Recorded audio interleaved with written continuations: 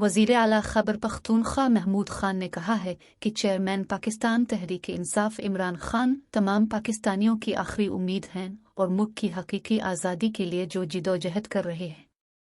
उन्होंने कहा, हम पहले भी इमरान खान के साथ थे और आइंदा भी उनके साथ खड़े रहेंगे। उन्होंने कहा कि खैबर पख्तूनख्वा की पार्लिमानी पार्टी इमरान खान के हुक्म की मुंतज़िर है और जब इमरान खान इशारा करेंगे खैबर पख्तूनख्वा की असेंबली तहलील हो जाएगी। इन ख्यालात का इजहार उन्होंने सनेचर के रोज़ चेयरमैन इमरान खान की ज़ेर सदारत बज़रिया वीडियो लिंक खैबर पख्तूनख्वा की पार्लिमानी पार्टी इजलास में शिरकत करते हुए किया।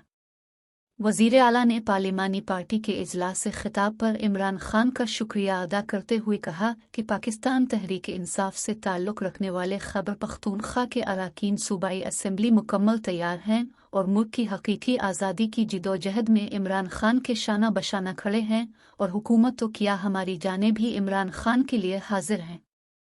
हमने इसी मुल्क में ही रहना है और मुल्क की हकीकी आज़ादी के लिए किसी भी कुर्बानी से दरेग नहीं करेंगे।